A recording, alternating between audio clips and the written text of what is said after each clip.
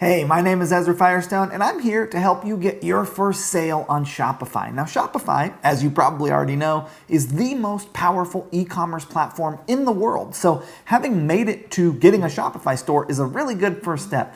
I remember when I made my first sale online, it was year was around 2007. The first thing that I sold was a fake mustache. That's right, I was in the mustache and wig business, and it was so exciting when I got that first sale. It was just like, it felt like the possibilities were endless. Now, since that time, I've scaled my Shopify business to over 8 figures a year. So we'll end up around $18 million in revenue this year in our Shopify business. And so throughout this training, I'm going to take you through what you need to know to get your first sale. Now, there's a lot of stuff to know about e-commerce. It's like an endless, pool of knowledge. But there's some specific things that are really important that you have in place to get your first sale. And that's what this training is going to be focused on. What do you need to have in place to get a sale on your store? That's where we're going to go. And then after that, there's a bunch of places you can go, but you got to get that first sale to get started. So we're going to be talking about things like how to build your product offer page properly, how to drive people to your store using Facebook advertising, and some of the sort of basic fundamental things that you need in your store. I'm super happy to be the one to be able to take you through this training. I really look forward to it. In the next video, I'll tell you a little bit about myself so that you know who I am and kind of what you can expect of me in this course. And then we'll dive right in to getting things set up to get you your first sale on Shopify. Thanks for watching. I'll see you there.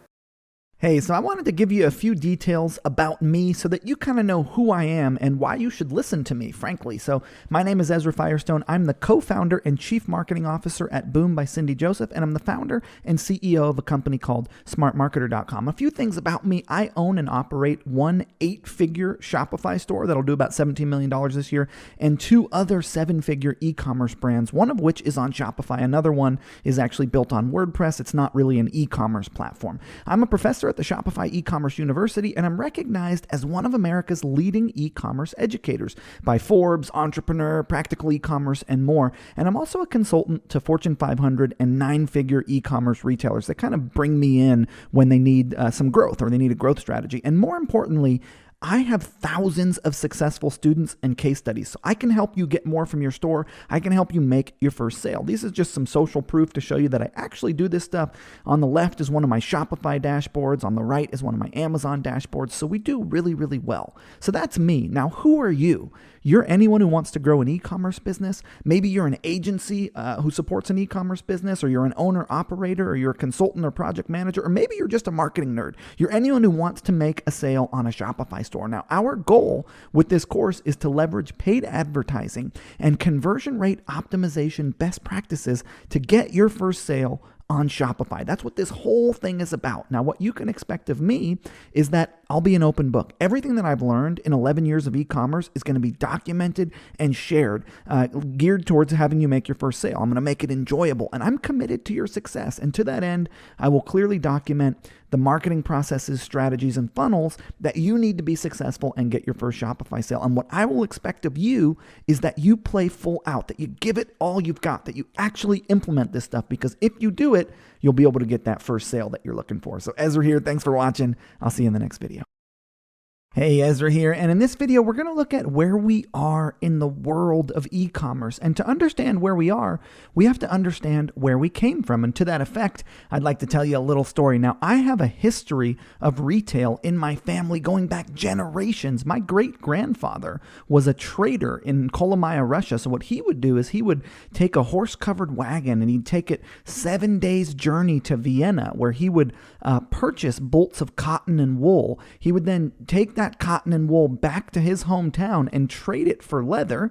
And then he would take that leather back to Vienna and trade that for more cotton and wool. And so he'd kind of do this kind of back and forth trading thing. And he did very well with that business until the time of the World War. And then my grandfather, that was my great-grandfather, Abraham, this is my grandfather, Isaac, and he came to America after the war, and he was selling women's clothing on the Lower East Side at a time when all the Jewish people were selling shmatas. They were in the clothing business in New York, and he would buy, bulk material from one guy, and then he would have it sewed by another guy, and he had an actual shop that he sold out of on Orchard Street in New York City. And then my dad and I, between 20 and 30 years ago, we sold things at the flea market. We would get the kind of stuff like, if two teams play in the Super Bowl, they make shirts for both teams, because in case one of them's going to win, they got to have the shirts ready. So we'd get the shirts for the losing team and we'd sell this at the flea market. And that's really where I learned how to sell. That's really where I learned retail. Now, if you look at the sort of ability that my ancestors as retailers had, let's take a look. So my great-grandfather could actually only sell to people on the side of the street. I mean, that's kind of, he had people in his local town and kind of people that he ran across while he was on his journey.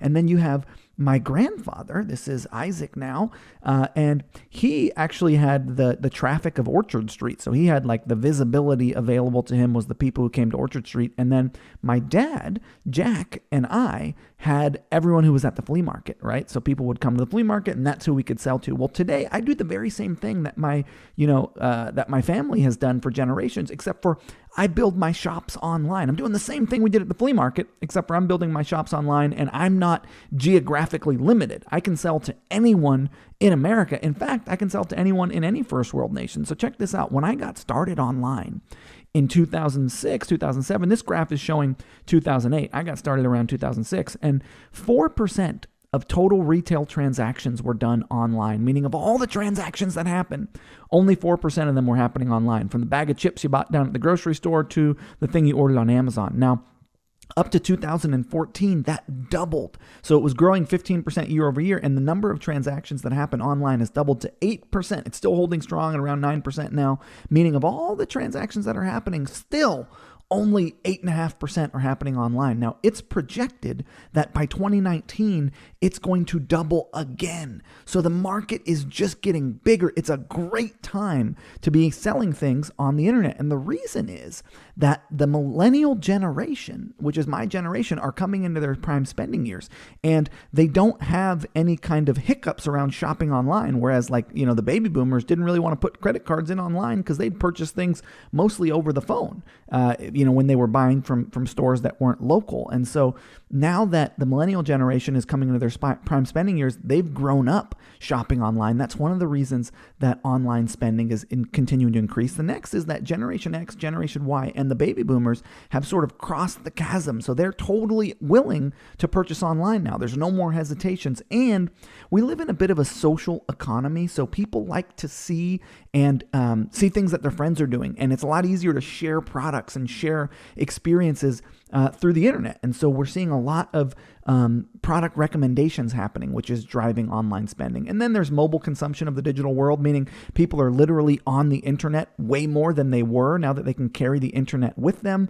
And there's incredible comparison shopping online. There's demand for niche products. And we kind of live in this on-demand society where people want stuff now, and you can get things immediately when you purchase them online. So online spending is really good, and it's happening a lot. Now, if you look at it by country, China is still the number one market. I mean, they are crushing it. Then there's the United States, the United Kingdom, Japan, Germany, France, and a few others. And as an e-commerce business owner, you can now sell to anyone in any developed country. So if you're a retailer in the United States, you can retail in the United Kingdom. You can run ads. And there's really no limit to how well you can do with an online business. If you look at China, for example, only 2% of their population shops online. And they did $17.8 billion in a 24-hour period just a few weeks ago, actually, on their sort of biggest shopping holiday of the year, which is a 32% growth over 2015, and only 2% of their population shops online. So there's a lot happening here, and it's a really good time to get into online marketing. You haven't missed the boat. And something interesting that's happened is that, the way that people consume the digital medium has changed. People are no longer consuming the internet in front of a, desktop computer. They're now carrying it around with them. They're touching it. So what does that mean for you? Well, it means that 67% of consumers start shopping on one device and continue shopping on another. So they start on their mobile phone and continue on a desktop, or they start on a tablet and continue on a mobile phone. Now on Facebook, 33% of people who showed interest on a mobile advertisement converted on a desktop, which means they first saw a brand on a mobile phone and then they ended up buying from that brand on a desktop computer. And in the United States, 60% of adults have two devices, meaning they have a mobile phone and an iPad, or they have a desktop and an iPad, and a quarter of those people have 3 devices, meaning they probably have a mobile phone, an iPad, and a laptop or desktop. Now, people are moving to bigger devices to make purchases. So they're starting their purchase decision on a mobile device. And this is going to make sense. I'm going to tell you where we're going with this, but I want you to understand some of this stuff first. So they're starting on mobile phones and making purchases on bigger devices. 50% of people are multi-screening while they watch television, meaning they're watching TV and on their phone at the same time.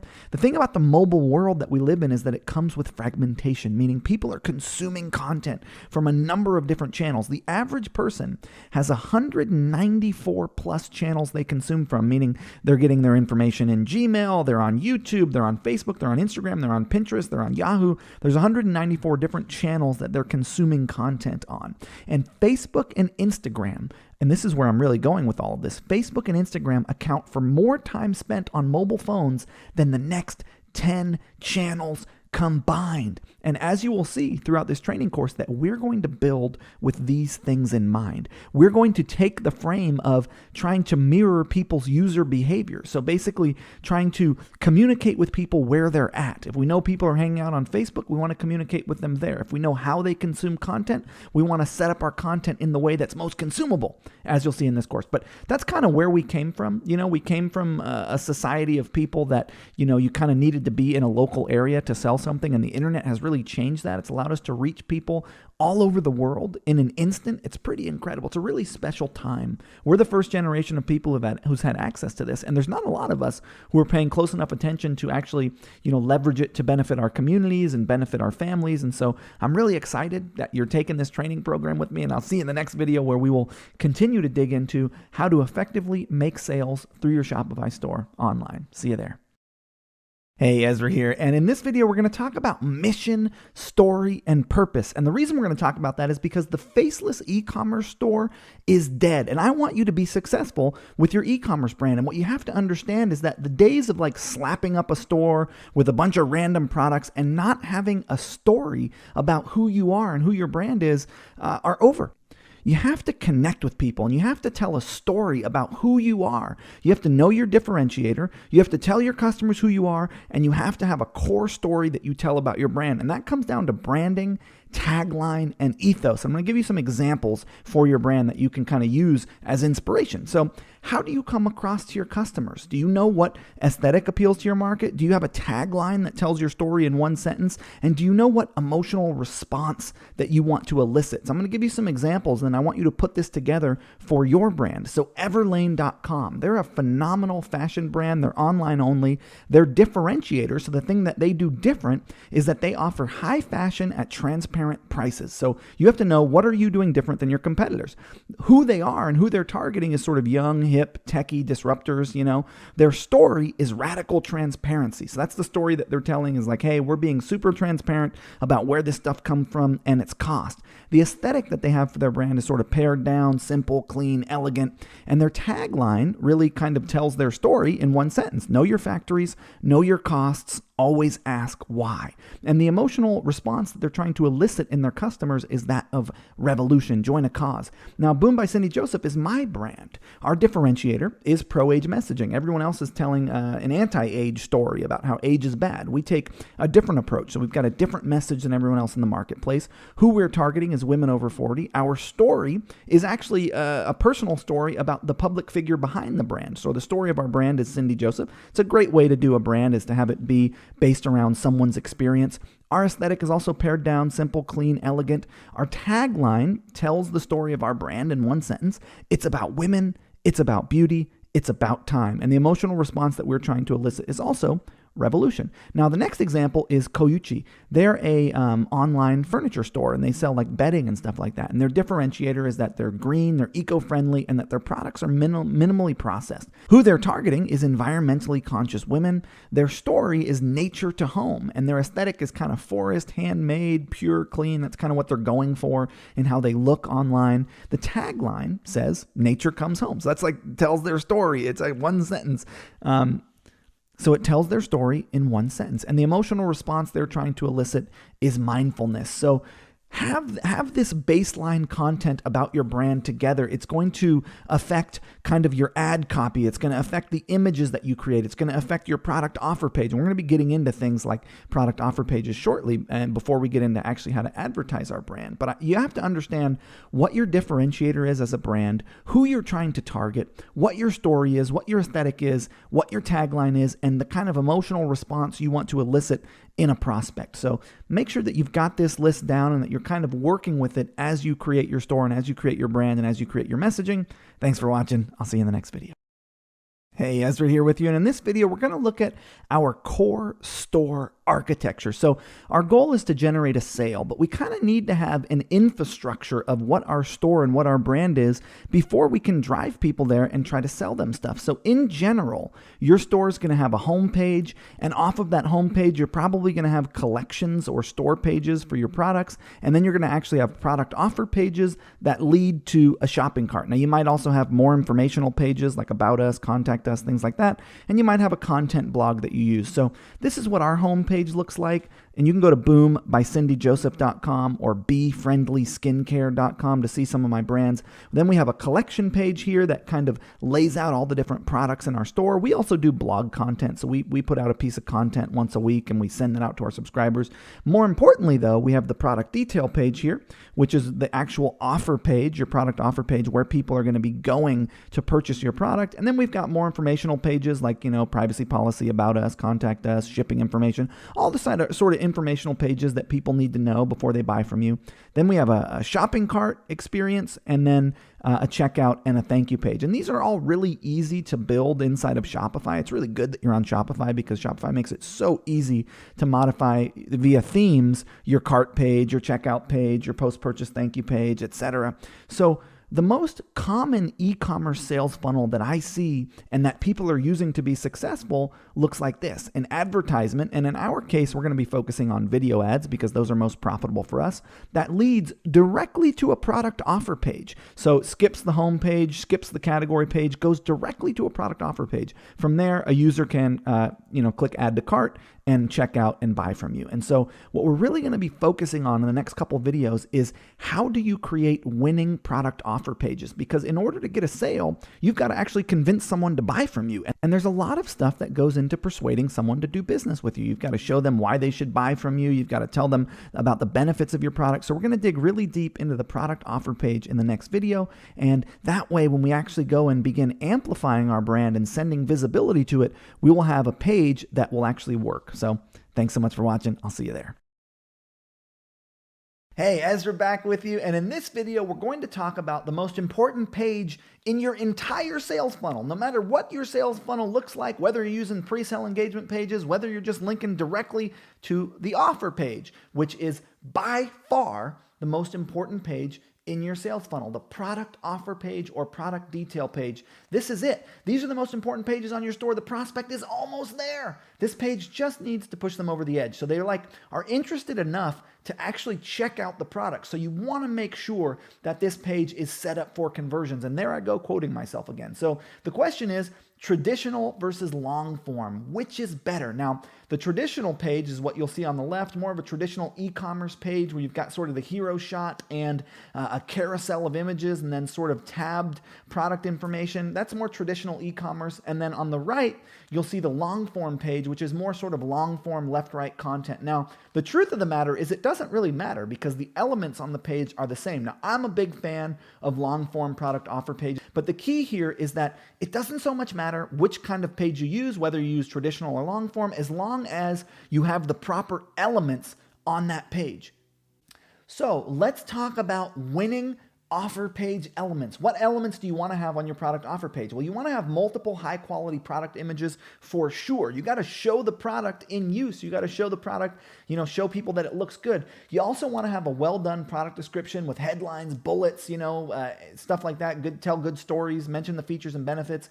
You definitely need a product sales video. You're going to want third-party pitch videos, which we'll talk about in a minute. You want an add to cart button above the fold if at all possible, meaning like it's visible when they open up the screen. They don't have to scroll to see the add to cart button. You want to use unique selling propositions under the add to cart button, as I'll show you in a moment. Image zoom is helpful where people can zoom in on the images. You got to have reviews, and hopefully your reviews, you're able to have like question and answer and user submitted content, images and stuff like that. Customer video reviews, which is a whole separate thing that I'll talk to you about in a moment. So getting customers to sort of shoot videos reviewing your product and incentivizing them to do so. Social proof images of people sort of, happily using your product, selfies of people using your product, and also cross sells. So mentioning other products that you have in your brand, kind of you might also like essentially. And also you want to lose the left navigation. So you want the page to be wide open. You don't want a left navigation on this page. You want the whole page taken up with your product information. Okay, so let's have a product sales video, a hero shot, a call to action, and content above the fold. Now on mobile, you're just gonna have the hero shot, the call to action, and the content, and then the video is gonna be below the scroll. You can check boombycindyjoseph.com to see what it looks like on mobile. And again, you can build these pages using our Shopify landing page builder. If you don't have Shopify, you can get a designer to design this and code this for you on whatever platform that you're using. Now you'll notice on the traditional page, we have the same thing, right? We've got a video above the fold. When you click that, it switches over to the video. We've got multiple images. We've got a call to action. We've got nice, unique selling proposition images under our call to action button here, under our add to cart button.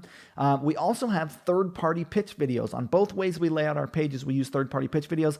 These are essentially a third-party sort of pitching your product, a press video, a news video, someone who is not you. Obviously, you've got your sales video where you're talking about how great your product is, but of course, you would think your product is great. So you want videos of other people, professionally produced videos of other people talking about how great your product is. If you don't have someone to produce these for you, I've got a great contact who does third-party pitch videos for a couple $100 a piece, and they're really, really good. We actually use them on Be Friendly. You can check them out. In fact, the main video that you see on this page was produced by that company. Multiple high-quality images and image zoom, so the ability for people to see your products very easily, and unique selling proposition images under your add to cart button. And if you're using a traditional page, go for the tabbed product information so that you've got the information they need in tabs. And just so you know, the tabbed product information became standard in e-commerce because people were trying to fit more content above the fold. Now that people scroll, you can do long form left-right content, which is my favorite type of content, where you lay out the content about your product in a long form left-right format where you've got headline, bullets, image, headline, bullets, kind of laid out going down the page. Now, customer video reviews are really important. What we do is we incentivize people to leave us a video review. So after they buy from us, we send them an email, and we also send them to a landing page, and we say, hey, if we'll give you a $10 gift certificate to our store if you give us a video review, shoot it on your iPhone, email it in. Helps with conversion. And then we also say, hey, you might also like these other products. So it's also beneficial to have traditional reviews on your pages. So the sort of, traditional e-commerce reviews where people leave text and maybe even image reviews of your products. You're going to want to use a reviews widget for that, which we'll talk about later in the module. So this is kind of what the page looks like, where we've got, hero shot, text snippet, sales videos, call to action button, long form left-right content, reviews, video testimonial reviews, and then you might also like cross sells. So this is how we lay out our page. And then we've got a whole footer. If you go to our website, you can see our footer and how that's laid out. And also these templates are available inside of our landing page builder, which give you the ability to copy our templates. Now, this is what more of a traditional e-commerce page looks like, right? Where it's a much shorter page, but it still has the same elements, and it's also got the reviews and the you might also like, etc. So there's also, there's not really a wrong way to do this. As long as you have the proper elements, you'll see eBags and Zappos here have a lot of the same elements, even though their pages are laid out much differently. They've got high quality images, they've got videos, they've got you might also like, they've got reviews, they've got the call to action button, they've got the unique selling proposition. So you want to make sure that your offer pages are optimized for conversions. That's my main point here. Make sure your product offer page is optimized for conversions, because if it's not, if you did all this work to get someone to your product offer page and then the page isn't optimized, it doesn't have a good sales video, it doesn't have customer video review, it doesn't have good sales copy, it doesn't have long form left-right content, then why did you go and do all this work? So again, this course isn't about the funnel, but I want you to understand how to make good, high quality landing pages so that when people do get to your pages, they've got the best chance of actually, taking you up on the offer you're making. Ezra here. See you in the next one.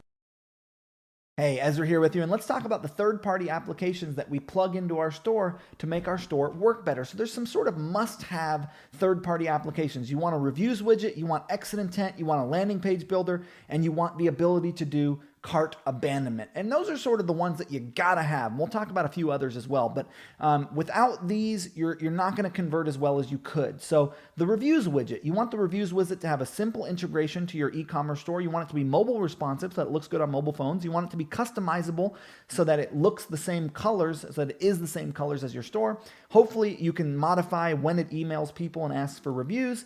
And hopefully it's got rich snippets built in, which means that when someone Googles your product or your store, it'll say like XYZ stars, 3 stars out of 5 for that product. That's what rich snippets means. It's like little markup data that passes to Google that tells Google what the reviews are on that product. And obviously, you also want multiple widgets so that you can show the reviews on your product offer page, but maybe you also want to show the reviews on your home page in like a floating little bar, a floating little widget that you can click on that pulls out the reviews. So multiple widgets is a cool feature. User-generated content is a very cool feature where people can add images and they can ask questions and things like that. Integration to your help desk so that you get an email notification when a review comes in is also helpful. And if you can get Q&A, that's great too. Now, the winner for Shopify stores and others is Yotpo. Yotpo is a phenomenal review system. The only downside of it is that it's fairly expensive, especially, use their free plan to start, but once you start getting into it, it gets pretty expensive. So Shopify's built-in reviews widget is really good too, and it's much cheaper. And there's a bunch of review widgets, so you don't need to use Yotpo, but you just want to make sure that your reviews widget has some of those elements, and you definitely want that reviews widget on your product offer pages. Now, exit intent, what is it? Well, exit intent is a pop-up that happens in the browser window. So it's not an exit pop-up, it's more like on-site retargeting, and I'll explain that in a moment. So it's a great way to get leads pre-purchase. So before someone buys, they come to your product pages or they come to your store and they try to leave, you pop up a message that says, hey, get a piece of content. And then after they opt in, you send them back to your product offer page. Now, we use this very effectively. Now, it's important to know that this is not an exit pop-up. Exit pop-ups are pretty douchey, and what they do is basically someone tries to leave your browser window and an exit pop-up pops up a new browser window that they then have to X out of and close before they can get away from you. So it's like popping up a new browser window. What exit intent does is it opens in the same browser window they're already in, so it's not sort of intrusive in the same way that an exit pop-up is, so also known as on-site retargeting. Now, we also use on-site retargeting to incentivize people with a discount. So we use this discount where you say, hey, get 10% off, stick around, and then we give them their coupon code. We make like 1/6 of our total orders from this exit intent pop-up, which is amazing. So you definitely want to be using exit intent. You definitely want to be using it to incentivize with a discount. We use exit intent on the store page, the product offer page, and the shopping cart. So those are the 3 places that we pop up this particular exit intent thing. So if someone's on our store page, our product offer page, or our shopping cart and they attempt to leave, we pop up this coupon, which is incentivizing them to stick around by offering them a discount, and then they stick around 1/6 of the time and they make an order. So the clear winner in this market is OptiMonk, OptiMonk. If you go to optimonk.com/smart marketer, you can get a discount. I've got a deal worked out with them where I will get an affiliate commission. If you use that to sign up, they'll pay me some kind of a commission. I like to monetize my behavior, and I think you should too. So if you want to use OptiMonk, check out optimonk.com/smart marketer. You can also Google exit intent and on-site retargeting, and there's probably other services out there as well. Now, what is cart abandonment? Well, cart abandonment is basically when someone is in your shopping cart and they enter their email address in there. They enter their email address in, and they're getting ready to check out, but they abandon, right? They leave before they check out. They've entered their email address, but then they've left. And basically, it gives you the ability to email people who had added something to their cart and started to check out, but bailed on the checkout. And every shopping cart has this built in, right? I use Klaviyo in conjunction with Shopify, and there's a bunch of other tools you can use. The point is that you want this in place. You're reminding people, hey, here's our product line. Don't forget about it. You'd added this to your cart. You were about to check out. Please continue. And you can save a lot of sales using cart abandonment. So you definitely want to do that.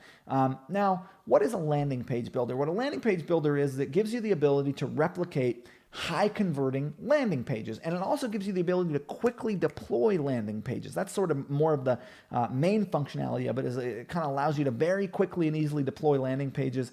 If you're using Shopify, you definitely want our landing page builder called Zipify Pages. There's nothing better. If you're not using Shopify, there's other ones out there like Lead Pages and stuff like that. But the point is that in your business, you're going to want a landing page builder because it's going to allow you to easily build direct response offer pages and email landing pages and things like that. And I think Zipify Pages, obviously I would, it's my tool, but I really think it's the best one out there for Shopify for sure. And I think the best one in the world for e-commerce businesses in general. But unfortunately, if you're not on Shopify, it's not going to work for you. So you'll need a different tool if you're not on Shopify. Now, I should also mention OneClick Upsells. No matter what platform you're using, you should be doing OneClick Upsells. And you can get an immediate 12 to 25% increase in your average order value. So think about that for a second. Every order you get will be 12 to 25% larger, which means you can spend more money to acquire customers, which means your business is going to grow. If you're not doing post-purchase OneClick Upsells in your business right now, you must. You must implement that immediately, especially before you spend money on Facebook video ads, which is why, even though this course isn't about funnels, I'm going through this stuff because if you don't have OneClick Upsells in, stop everything, go get post-purchase OneClick Upsells on your store, even if you're offering the same exact upsell to every product on your store, because if you're going to spend money to advertise your business, you want to get the best results you possibly can. And the best results are going to come from a sales funnel that offers a post-purchase one-click upsell. So essentially what it is it's saying, hey, instead, like someone goes through your sales sequence, they add a product to the cart, they check out, and most people just say, thanks so much, see you later. But instead of leaving people on the thank you page, what you do is you say, hey, would you like an additional item?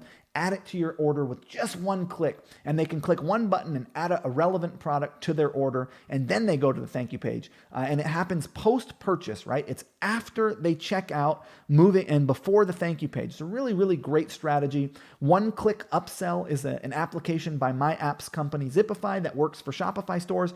So Ezra here, those are the plugins that you want to include into your store to make sure that you're getting the highest conversion rate possible and that your funnel is set up, your pages are set up, and your funnel set up in the best way possible. I'll see you in the next video. Hey, Ezra here, back with you, and continuing on our journey of optimizing our pages, I just want to quickly talk about the shopping cart and checkout pages we use on our store to make our sort of store convert as best as it possibly can. So the shopping cart and checkout, not a whole lot to understand here about shopping cart pages, and most e-commerce stores are going to, come with a pretty decent shopping cart page, but some of the main elements here are that you want to have multiple calls to action. So multiple ways that people can move from the shopping cart to the checkout. You want to use the isolation effect. So you want those buttons to be different color than everything else on the page so that when people get to the shopping cart, they can very easily see how to continue to the checkout. And you also want to have a progress bar to kind of let people know where they are in the process of checking out. Security and guarantee symbols are really important. And also you want to have a left navigation with links to all the relevant content so that people don't have to leave your shopping cart to sort of get access to the content they need, like returns information and shipping information and stuff like that. You want that stuff really visible from the shopping cart. So a lot of times people abandon the shopping cart looking for information like that. And also obviously product image, the contents of the cart, those things. And that's going to come standard in pretty much any shopping cart today. And then if you have a shipping calculator where people can actually calculate how much shipping is going to cost, that's a really sweet feature. It does help conversion rate.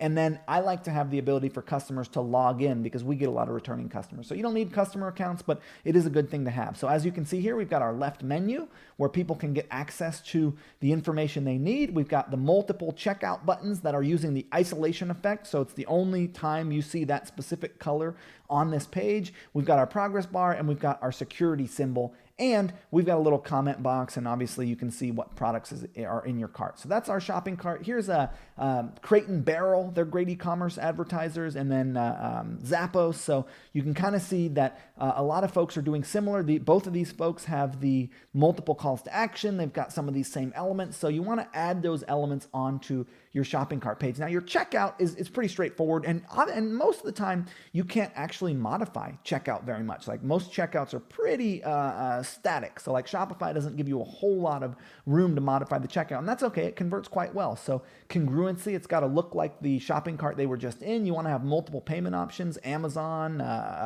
Apple Pay, PayPal, credit card, as many payment options as you can add is a good thing. Single page checkout, or a page where it's like, step 1, step 2, step 3 is really good, kind of the way Shopify's laid out. If they're moving, from page to page and each page looks different, that's not so good. And finally, a coupon field. So if you're using coupons in your marketing, you want to make sure that it's easy for them to enter those coupons into the coupon field. So Ezra here for the shopping cart and the checkout page. Simple stuff, but stuff that I feel like you should know about your shopping cart and your checkout page. Hey, Ezra back with you, and in this video we're going to talk about the Facebook pixel, because it's hard to leverage Facebook if you're not actually tracking everything that happens on your website inside of Facebook, and that's what the pixel does. Now, the Facebook pixel has 4 main functions, and we're going to actually be implementing this pixel onto your Shopify store, and what's cool is that Shopify's made it really easy for you. So I'll show you that in the next video, but for now, the 4 main functions are conversion tracking, so you can see how successful an advertisement is by seeing what happened as a direct result of your advertisement. Optimization, so you can automatically bid for conversions after you set up your pixel. So for example, you can say, Facebook, give me more people, or put my ad in front of more people who are likely to convert or who are likely to add a product to the cart. So you can tell them to kind of optimize for the result that you want. Remarketing, which allows you to kind of, when someone visits your website, put them on a Facebook audience list and then send them another ad if they don't buy. So someone visits your offer page, they stick around for a while, but they don't make a purchase. You can actually follow up with them and show them another advertisement saying, hey, don't forget about my product. And you do that by leveraging the Facebook pixel. And then there's lookalike creation. So you can use the Facebook pixel to kind of create new customers, an audience of new customers who are similar to people who already have shopped from you or been on your website, added a product to the cart. And I'll be talking about this as we go into actually setting this up. But first, I just want to show you the Facebook dashboard and some of the pixel data that shows up. And then in the next video, we'll actually go ahead and implement the pixel on your store. So here I am, I'm in the Facebook dashboard for one of my Shopify stores, and I'm on the pixels section. The way I got here was by going to my Facebook ads manager. So that's just facebook.com/ads/manage. And once I got in here, I selected from my tools list, under assets, I selected pixels. And you can see here that I've got all this data going on of how many times my pixel was fired. I can see the different events, someone viewed a content, or if I scroll down, someone added a product to the cart, and we can see that this is in the last 7 days here. So someone added a product to the cart 16,000 times in the last 7 days. I had 9,000 purchases, so I had 9,000 people actually buy from my store in the last 7 days. The reason that's so high is we're actually running a sale promotion right now. I can see the URLs or even the domains that this is firing on. So this pixel is firing on boombycindyjoseph.com. And I can see a bunch of data about my pixel. And something that's even cooler is when we dig into pixel data, we can also see kind of what products people viewed and things like that. And we'll get into that later. But for now, that's what the Facebook pixel does. And that's why it's imperative that we actually have it implemented on your Shopify store. So meet me in the next video. We'll actually implement the Facebook pixel on your Shopify store. See you there. Hey, Ezra here, and in this video, we're actually going to be implementing the Facebook pixel on our Shopify store. What's beautiful is that Shopify has a native integration to Facebook, and that just makes it so easy to implement your Facebook pixel on your Shopify store and get all of the data that you need. So the first thing that you're going to need is a Facebook account. So let's head on into Facebook, and I'll show you what an account looks like.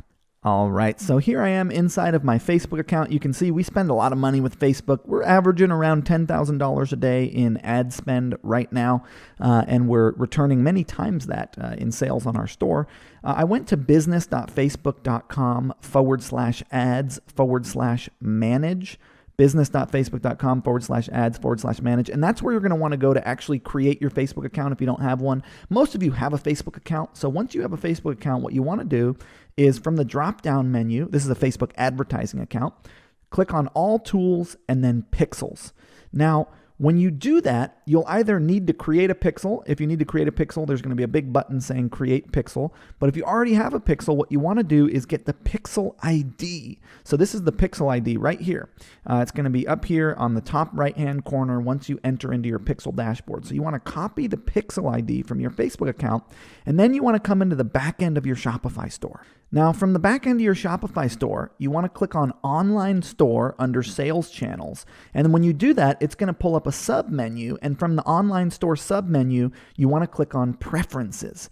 And that is going to bring you to your store's preferences. You can have your title tag, your Google Analytics and stuff like that. But what we're concerned about is the Facebook pixel. So what you do is you just paste your pixel into the box that's there and you click Save. And then you scroll down to the very bottom of the page. And mine's grayed out because there's nothing for me to save here. But when you scroll to the very bottom of the page, right there's going to be a save button. You click save, and that's it. Your Facebook pixel is integrated to Shopify. That's all it takes. Copy the Facebook pixel ID from your Facebook account, come over to your online store preferences, and save that into Facebook, and you're going to have a Facebook pixel that is active on your store. So get that done, and I'll see you in the next video. Hey, Ezra back with you, and I wanted to show you my advertising roadmap. So this is kind of how we are successful with purchasing advertising online to our Shopify store. It all starts with the goal, right? So what are you trying to achieve? And we've kind of gone over that, and I'll go over that in just another minute. But then once you know what you want, now for us, obviously what we want is our first sale, but once you know what you want, then it comes down to targeting. So like, who are you putting your message in front of? And then it's actually creative, meaning the message you put in front of them, and then it's optimizing and trying to do a better job going forward, and just do that over and over. So I've got some core principles of advertising. The first is that successful advertising goes from wide to narrow, meaning you start with a lot of different stuff, as you'll see, and then you figure out what works and you do more of what works. And then finally, everything hinges on targeting. So if you put your message in front of the wrong group of people, then you're not going to be successful. So the people that you put your message in front of, or you put your advertisement in front of, have to be actually interested, right? They have to actually be interested in what you're offering them. So we're going to talk about who we might target and some sort of best practices for figuring out who might be good people to put our advertisement in front of. And then we'll look at like what we should actually put in front of them because we've already worked on our offer page that we're sending people to, our shopping cart, kind of our store, making sure that's all ready for people to view it. It's all optimized for conversion. Now, I want to make sure that we're clear on our goal. So your goal is really lead generation. So like you've got exit intent, hopefully on your website. And if people come and they don't buy, you're trying to get their email address. Full price sales. So actually generating that first sale and beyond, building a community and building your brand and generating repeat customers. That's really what we're going for in this course. And so in the next video, we're going to actually talk a little bit about Facebook advertising, because everything that we're going to be doing in the targeting section of Facebook lives on the ad set level. So the way Facebook is set up is you have campaigns, and inside of those campaigns, you have ad sets, and inside of those ad sets, you have ads. And all of this will make a little more sense as we continue to move forward. But for now, we're going to be focusing on the targeting portion of Facebook, figuring out who we want to target for our ads. So I'll see you in the next video. We'll discuss the Facebook platform, how we should be targeting, and then we'll actually start building out some groups of people that you can put your message in front of. So I'll see you there. Hey, Ezra back with you. And so when we look at targeting, the first thing that we want to look at is the source of traffic. And there's a lot of different places that you can get visibility for your store. You can get visibility on Google, on Pinterest, on Instagram. In this training program, we're going to focus on Facebook. And the reason we're going to focus on Facebook is because it really is the easiest place to get started.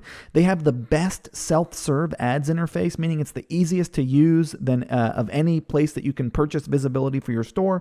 And they're doing really well. They're selling billions of dollars of ads a year. And the reason why they're selling so many ads is because their ads work. So we're going to be focusing on Facebook because I really think that's the easiest place to get started. Now, with Facebook, you get to choose different placements that you can show your advertisement. You can show it on someone's desktop or laptop computer in the feed. You can show it on a mobile phone in their feed, and you can also show it on the right column when they're on a desktop or a laptop. Now, we recommend starting only with desktop and mobile and feeds. We don't recommend using Instagram. We don't recommend using the audience network. So you're going to start here and here. That's really where you want your advertisement to show up, because those are the best chances of being successful. Those are the places where you're going to have the highest chance of getting that first sale when you put an advertisement out there. When we actually get into setting up our placements, and we're going to get into that a little bit later in this course. First, we're going to talk about what kind of advertisement we should put in front of people and what it should look like. We're going to look at some examples and things like that. But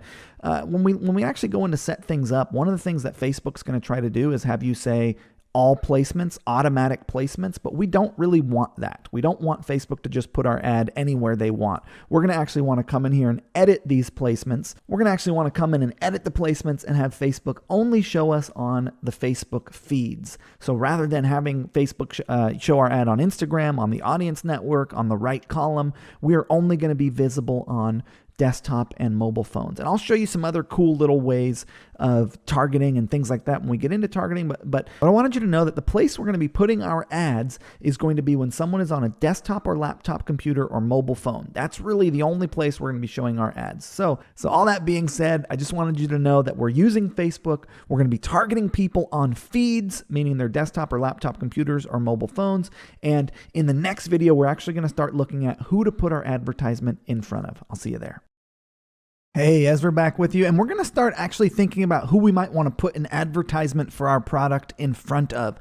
Now, before you actually start using any kind of Facebook advertising, I highly recommend that you go ahead and read the Facebook ads policies so that you kind of understand what they do and don't want you to do. I could tell you all this stuff, but Facebook explains it even better than I can, obviously, because it's their policy. So you can go to facebook.com/policies/ads, and you can get that policy. Now, what I want you to do is generalize your audience. So who do you think is going to like your product?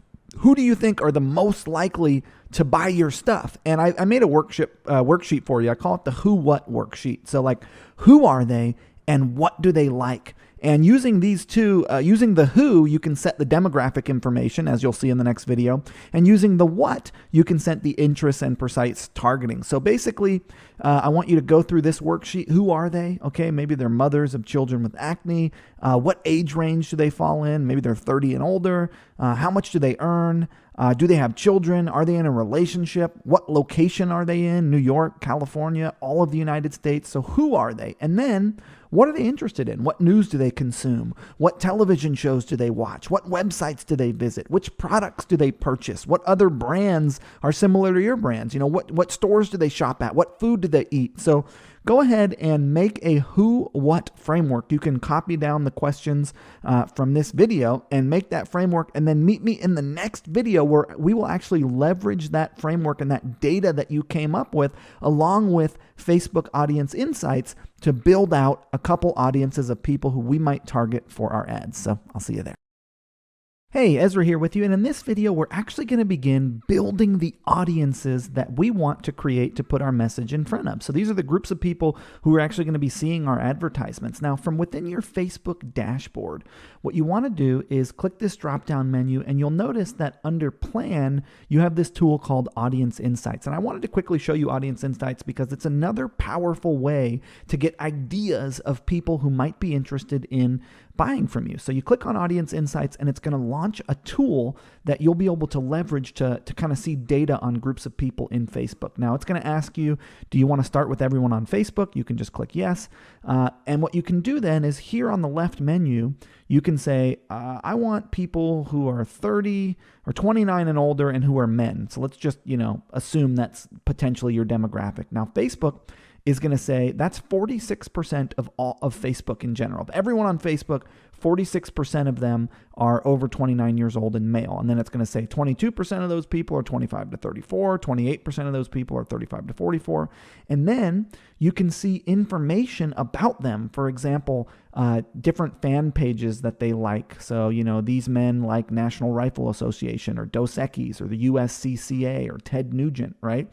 You can see what locations the men in Facebook are mostly in. You can see things like, what they purchase, the different things they purchase. And if you want to get even more granular, you can say, give me men who are 25 years old who are interested in, drag racing. Let's just say, for example, so you put drag racing in here, and then you click on page likes, and page likes is really the one I like to use a lot.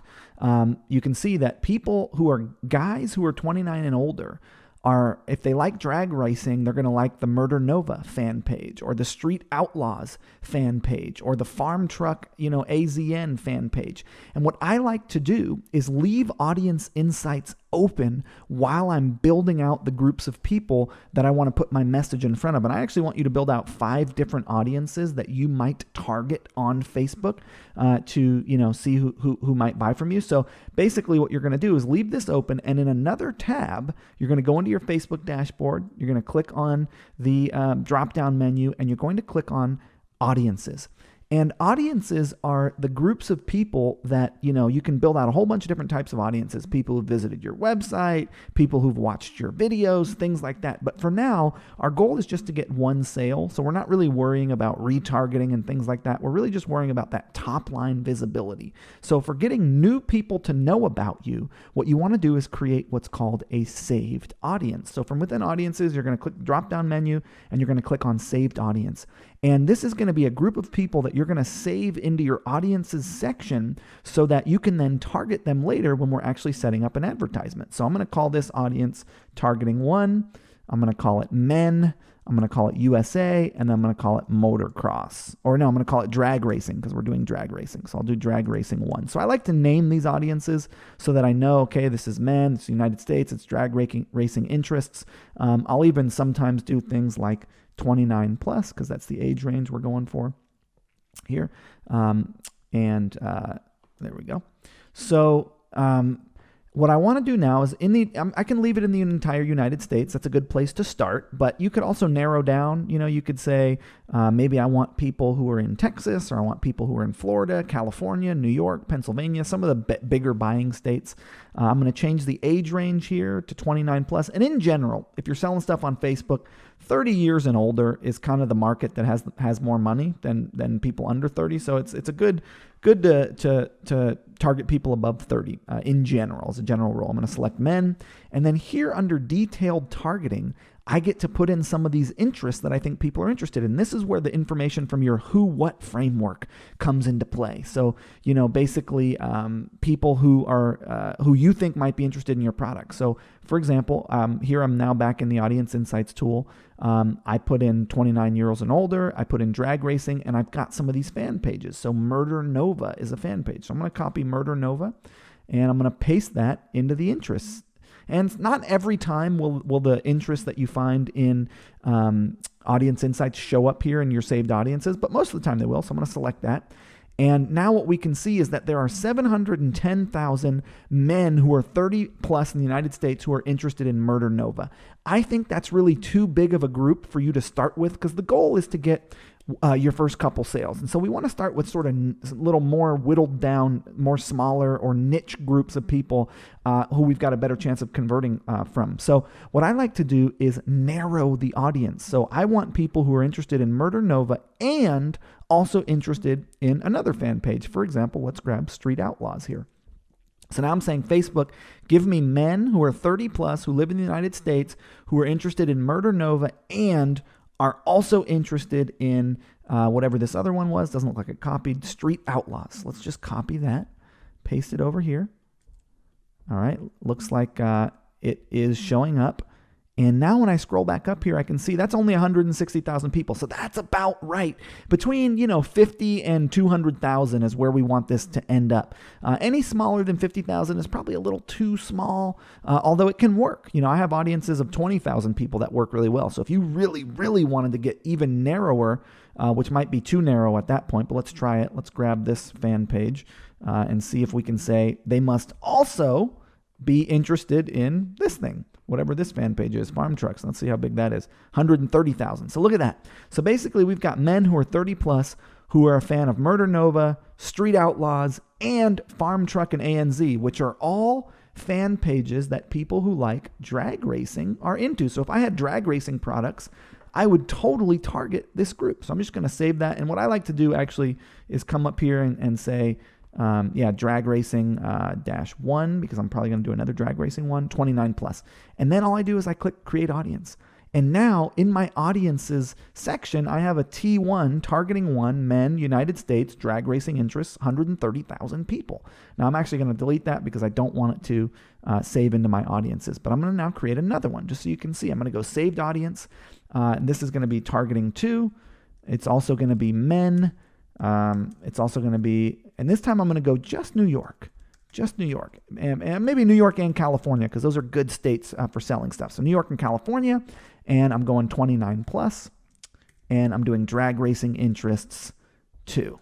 So this is my second drag racing group. So I'm going to, under location now, I'm going to narrow this, and I'm just going to do New York, and I'm just going to do California, just so I'm only targeting people who live in New York and California, who are men, who are 30 plus here, and who are interested in, let's grab, and you can do interesting stuff. You can put other stuff in here, like, put other interests, or you can put brands or anything from your who, what framework. So if you came up with like supermarkets that they go to, or news sources that they follow, or things like that, you can put those over here in interests, and then you're going to get more information over here, such as what fan pages they like, or for example, things that they're likely to purchase. So pet products, like look at that. These people are 10% more likely over here than the rest of Facebook to purchase pet products. So I might say I want men who are into pet products, and I'm going to grab pet care products here. So this is a purchase behavior for pet care products. So men who've displayed interest in purchasing pet care products, which is 980,000 people.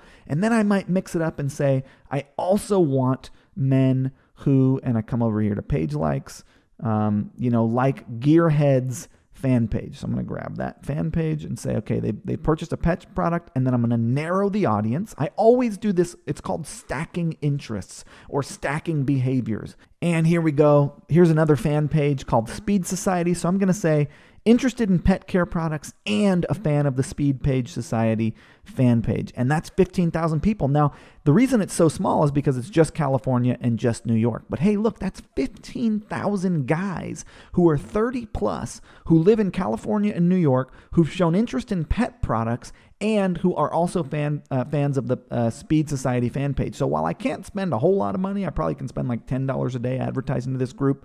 It might be very profitable. So I'm going to go ahead and save that as my second audience. And so you can see that using the who, what framework, using inspiration from the audience insights tool, and then building saved audiences in your saved audiences section of Facebook, which again, you click the drop-down menu and you go to audiences, and then from within there, you can click on create a saved audience.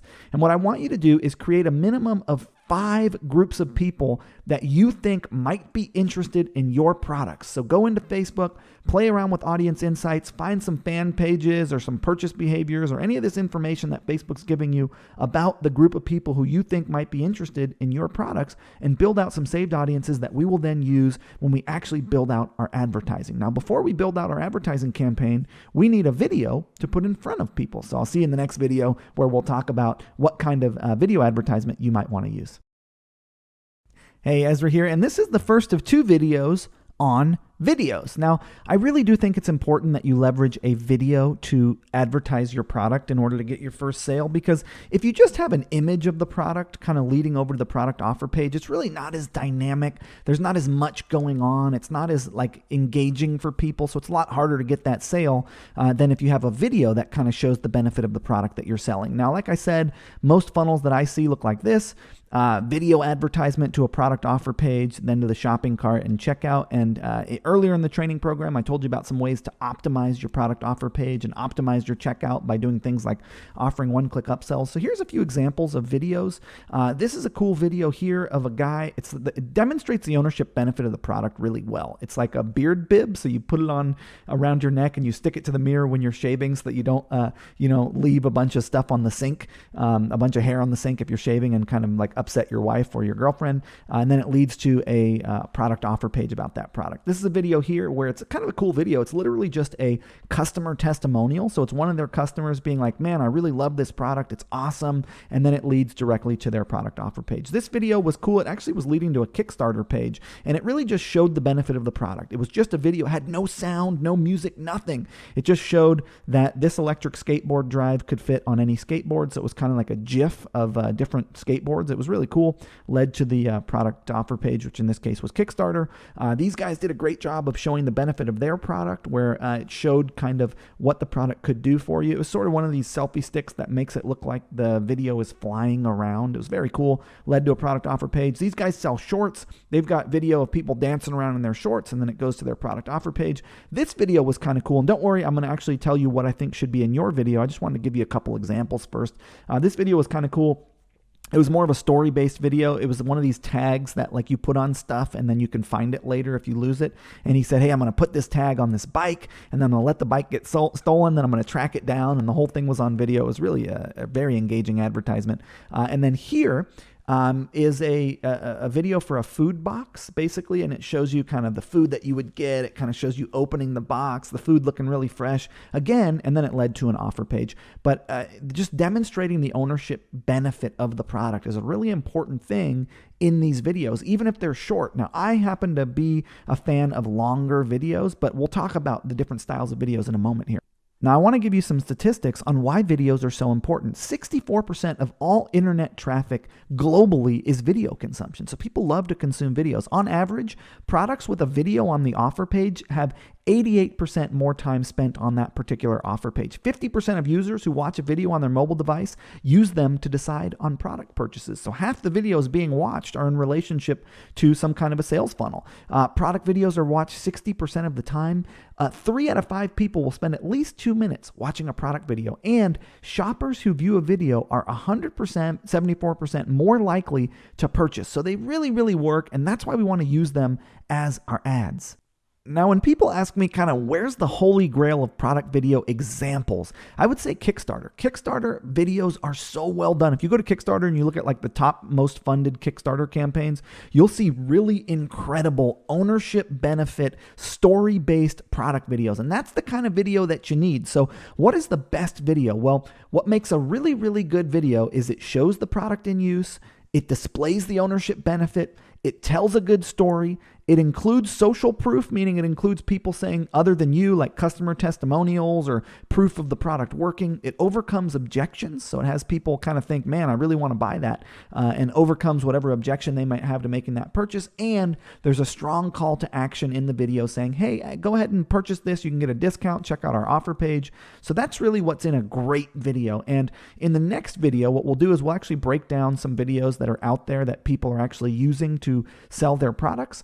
So you can kind of see some examples of what people are doing, and then we'll move on to actually setting up our ad campaign. So after you watch the next video, which is just going to be a breakdown of some other advertisements, some companies that are out there advertising using video, so you can see this out in the wild, what I want you to do is create a video for your product. Create a video for your product, a video for your offer, and then in the video after that, we'll actually begin setting up our ads. I'll see you there. So you can see here I'm in my Facebook saved, and I just went to facebook.com/saved to see everything that I've saved. It looks like I've saved 74 links, 10 products, and this is in addition to the spreadsheet that I have. These are just ones that as I've been going through my own Facebook feed, when I see ads, I saved them.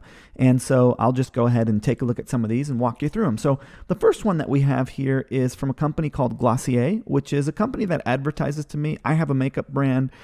Somehow they've targeted me. Maybe I looked at one of their products one time as a makeup consumer. So when I click on the post here that this ad was running on, we can see that basically there's no ad copy other than tint is better than foundation. So I guess they're just saying, hey, look, this is a different potential for foundation. And what they're doing in this video is it's a straight product demo. And product demo videos are fantastic. It's like, hey, look at how this product could work for you. And then it's got a headline, makeup that looks like your real skin.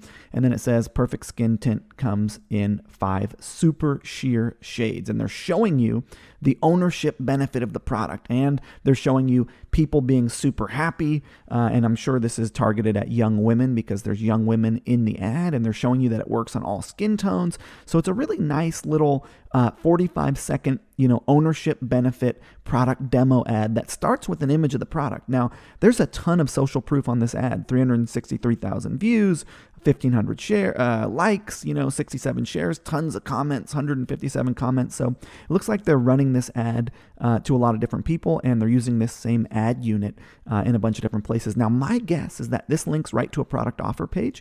The one thing I would do is I would add more copy up here. I think the video is great. And I think at the end of the video, let's see if it pops up a call to action. So yep, it pops up a call to action right at the end. So they're running a traditional ad unit rather than like promoting a post. And it's got a call to action here. So let's just click over to the call to action page. And the thing to remember about this video is that it's an ownership benefit product demonstration video. And you'll see in the next module that I talk about a bunch of different types of videos you can use. This is one of them. So clicking over, wow, it looks like that page is dead. That's not so good. Let's click again. So this page is totally dead, and this post is still live. And in fact, the most recent comment looks like came in, I guess this is, like November here, right?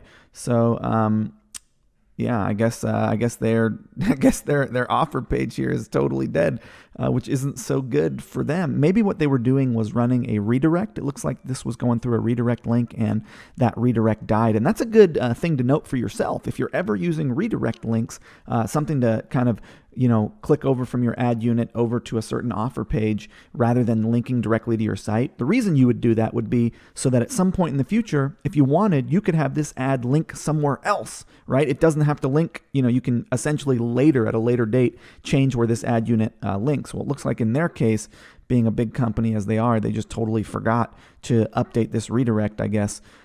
So anyways, that's a look at this video ad unit. And I realized that I actually have many ads from the same company. So for example, from Glossier, I have probably 6 ad units, and I thought it could be kind of fun to investigate all the different ad units from one company that I have saved in my own feed. I'm sure when you look at the spreadsheet that I have my team creating, that ad spreadsheet that you're going to get access to, there's going to be a lot of the same brands using different ad units, but it's kind of fun to see what they've done, the different videos that they're running. And so in this case, what we'll do is we'll go through all the Glossier ads that I have, and then we'll move on to some other brand, and hopefully there'll be multiple. And if there's not, then I'll just go through the one. So here's another one back from July. I saved this. And this post says, because what's the point if you can't tell? So it's asking a question, which is a great thing to do in an ad unit. And again, it's mentioning the main benefit of the product. Our concealer disappears into the skin.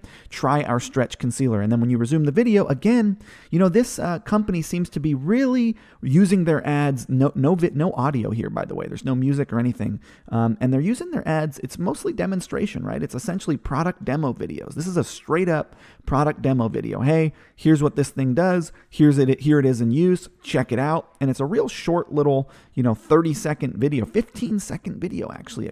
3 million views, 8,000 likes, 1,200 shares. I mean, this thing really, they ran this thing for a long time, which means it worked quite well. And I'm guessing that this one, again, went straight to a product offer page. Let's hope that the link actually works this time.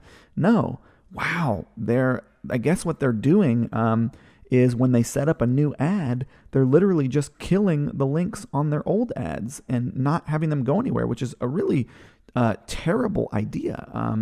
I don't know why they would do that if they're going to spend all this money on ads. Ads are evergreen. Leave them up. New people on your fan page will go back through your videos and they'll see these things. So it's really strange that their links are dead here. It's very confusing to me. As you can tell, I'm a little upset for them, because they're probably losing money on this, which is a bit of a bummer. Now, what I'll do in this same video is I'll go back to my Facebook saved, and I will go back through another Glossier video. All right, so what I've done now is open up all the other ads that I have from Glossier, and they're really fans of doing these sort of under 1 minute product demo videos, because I've got 3 more of the same type of video. When life hands you hangovers, hormonal freakouts, or 4 a.m. Instagram holes, it's a promotion for one of their serums. Use this serum and then you'll have, you'll look way better. And again, it's product demo, but in this case, what they're doing is they're touching on a pain point that they feel their target demographic has. And they're showing the product in use. They're saying, here's when you might use it. They're showing you like eating pizza at 4 a.m. or whatever.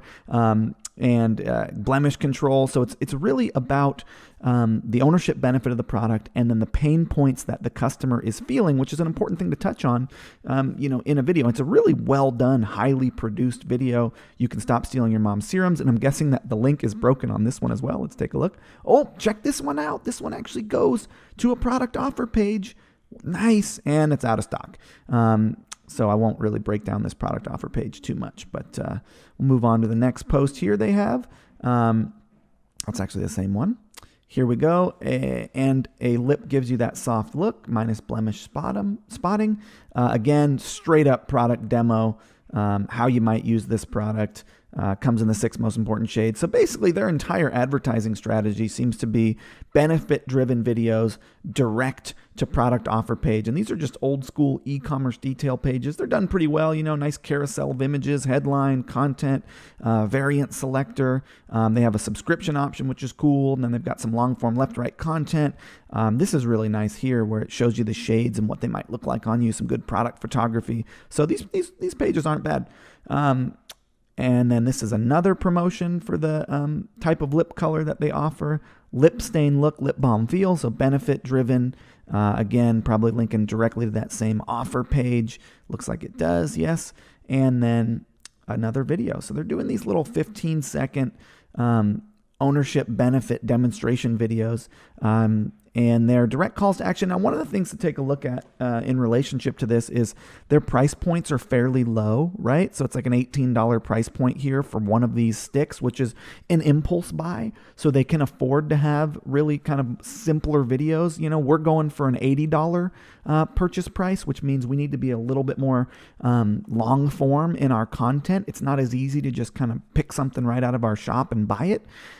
So that's just something to note, that the price point also is beneficial price point for this style of advertising. And I do like direct to offer page, ownership benefit video with direct to offer page ads.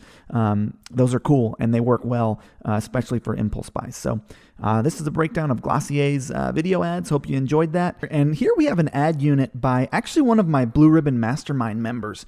And this guy, Ben Katzman, he's very sharp and he's got a great brand called Wanderer Bracelets. And this ad is super cool. You'll recognize the style from the Boreo ads where you've got a little music, you've got some text overlay that's kind of explaining what's happening in the video. And this again is a brand that is serving the world and also making a profit. They're doing cool stuff. They're helping out the environment. They're supporting local craftsmanship, and they're showing how their products are made. And then they're talking about how much fun it might be to own one of these things, right? And then what you'll notice is, and we'll teach you this in this course, short ad copy and link right to their homepage in this ad unit.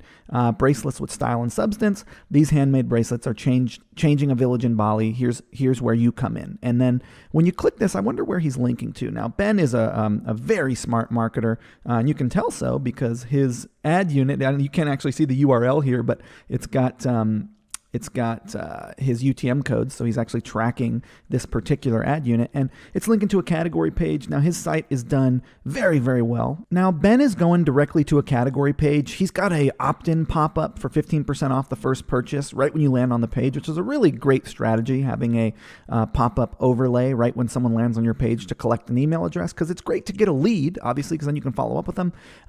Get $5 for free again and again, so that's actually ad copy that we use with our referral program. So he's advertising his referral program right at the top of the page, which is cool. And then he's got, basically a list of all of his products. And he's got some really fantastic products. Actually, he's given me a couple of these. He gave one to everyone in Blue Ribbon, which was cool. So I recommend that you actually purchase one of these things because they're very cool and they're well made and they're stylish. This, I think, is his winning product here, the one that he sells the most of. But he's going to a category page. You can pick the style you like. And then Ben also has really phenomenally well done product detail pages. Very traditional e-commerce style again, carousel, hero shots, variants, add to cart. He's using, what we like to have, which is, unique selling proposition images right under the add to cart button. So free shipping, unique selling proposition images. And then he's got his sort of tabbed information about the product and maybe some, then he's got his reviews you might also like. So he's doing a good job on his offer page. But Wanderer Bracelets, I recommend you check them out because they've been producing some really fantastic videos. Ownership benefit, mission statement, style, manufacturing process. You'll notice that's similar with a lot of these brands who are doing something cool in the world beyond offering products. They're showing kind of how the products are made and why you might want to participate in this movement. And that's a very powerful thing, being a part of a movement. So well done, Ben. And if you come to one of our Blue Ribbon Mastermind meetups, you'll actually meet Ben. So, and this next set of ads comes from a company called Tushy, and man, are they doing a great job with their advertising. In fact, this company is the second company from a woman who I'm actually reaching out to speak at my event, E-commerce All-Stars, named Mickey Agarwal. And she did Thinks, which is a panty company, and now she's done Tushy. And what's great about these videos is they're a bit sort of controversial in that it's a bidet. And basically what they're saying is that you should spray your butt instead of wiping your butt to have a cleaner butt.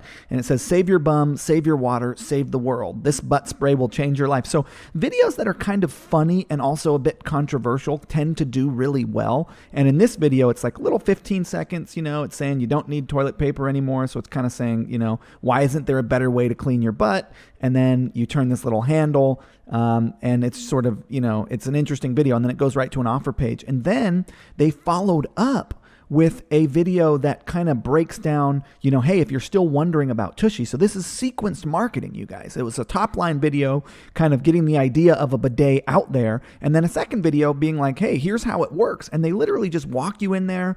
They tell you exactly how it works. They show it to you and they give you some information on it. And I think this is actually the woman who owns the company, Mickey, right here. And we'll look at where they link to in a second. But then what I thought was really cool was basically they came out with a, hey, try it risk-free for 30 days. So basically, or 60 days rather. So they had two videos. They had a top-line video, then they had an explainer video, and now they're retargeting me with a try it risk-free for 60 days. And the video is kind of funny. It's like, hey, she's pooping, and then it's, got her turn it. Now she's washing. So it's kind of also demonstrating the ownership benefit. And they do this whole thing where they make the women who are in the ads look like they're having a good time when the water hits them. But what's fascinating is that they've done a really good job sequencing this content. Now let's take a look at where they link, right? So here's the first ad. And it looks like this one is going directly to a product offer page. Again, sort of traditional e-commerce style. I like that they have a product sales video, minute and 41 seconds long on this product offer page. They are also doing a pop-up to try to get your email address right when you land. And then they've got some, I guess this is actually their e-commerce category page, it looks like. Tushy Royale, warm and cool Tushy Royale, so lower price, higher price point. Tushy Towels upsells here. Yeah, so this is their category page layout. It's an interesting layout for a category page. They've got some longer form content. Let's see about their remarketing video. Okay, so this one's saying here's how it works. Let's see where that links. That one is linking directly to the home page. So in this case, they're like, hey, we're just going to take you, we're not taking you to an offer page. We're taking you directly to our home page where you can investigate more about our product. And their home page is actually really well done. Shop now, some information about why you need a bidet. So basically some sales copy, social proof, testimonials, and then product hero shot, call to actions. Now let's look at their 60-day trial. I wonder if they've got like a 60-day trial special landing page that they've created for this third retargeting ad. No, looks like it's directly to the offer page again, or the category page. I think that's a little funny. If I'm going to run an ad here that's going to say try it risk-free for 60 days, except your backside, won't be able to go back. Basically, I would then send them to a page that had some information about that offer that I was advertising. So I think they're doing that a little wrong. But I know this brand is doing really well, and these ads are very well done. So I recommend following Tushy, taking a look at the videos they produce. One of the other things to know is you can go to these fan pages and you can click on videos and you can see kind of all the videos they've produced, right?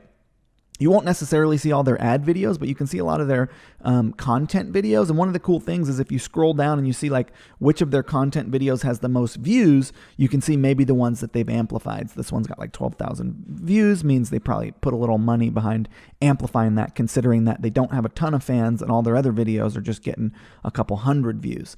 And then here's another little channel of videos here. So Tushy, check them out. Good brand. If you're interested in a bidet, this is like, you don't have to get a whole separate bidet. I actually grew up in a household. All the houses I grew up in had bidets, but they were separate units from the toilet. So it was like a toilet and then a bidet. In this case, you can actually just use this little add-on and add a bidet to your toilet. Hey, Ezra here with you, and things are getting exciting. It's time to set up our advertisement. So we have a product offer page and an e-commerce store on Shopify that's ready for visitors, ready for sales. We've got Facebook advertisement. Hopefully you built out video advertisement that we can actually use to put in front of people on Facebook. And we have groups of people that we think this message might resonate with. So we've done all the setup, and now it's time to actually just go ahead and put the ads live. So let's go ahead and do it. All right, so here I am in the back end of the Facebook Ads Manager. Now, the Facebook Ads Manager is quite robust. There's a lot going on, and there's a lot of different ways that you could create a campaign. I'm going to suggest that you use a tool called the Power Editor, which you can get to if you click your drop-down menu, and then you scroll over to the right under Create and Manage and click on Power Editor. Now, what the Power Editor is it's essentially an advertisement editor that's happening not in real time, meaning it's not going to actually be putting things live as you're doing things. It allows you to build out stuff and then publish it to Facebook. So you get to make changes and plan things out and build out campaigns and then publish those campaigns to Facebook. Now the way Facebook works is in 3 phases. There's campaigns, ad sets, and ads. And a campaign is what houses ad sets, and then ad sets are what house ads. So basically, within one campaign, you're going to have an objective. And then within that campaign, you might have different groups of people that you're targeting. Those are your ad sets, our saved audiences that we made. And then within those ad sets, you might have multiple ads being shown to those groups of people. And you'll see as we go ahead and set this up. So the first thing we're going to do is we're going to click the Create Campaign button. That's going to a plus button. And Facebook's going to ask us what is our objective. And they're going to give us a bunch of different things we can do.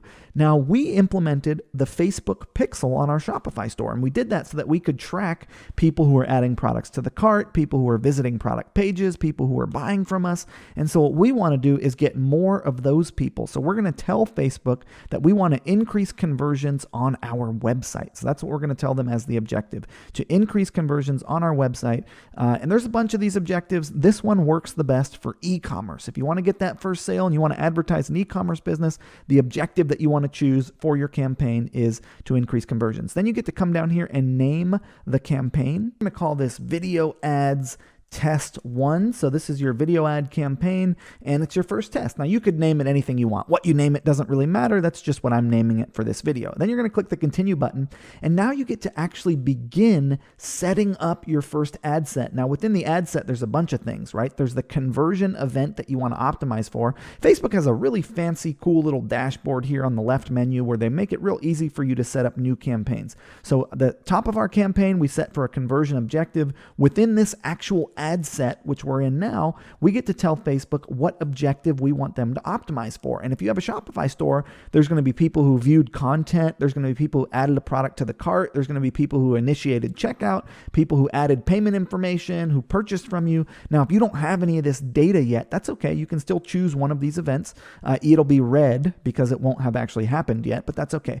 I suggest that you choose the add to cart event to optimize for. And the reason I suggest that you choose the add to cart event is because add to carts happen like 5 times or 6 times more than purchases. So for every like 5 or 6 people who add a product to your shopping cart, only one of them is going to buy, which is why we have that shopping cart abandonment feature we talked about in a previous video. But by telling Facebook to optimize for the add to cart event, you're actually giving them more data to play with. So you're saying, find me more people who are like the people who are going to add a product to a cart.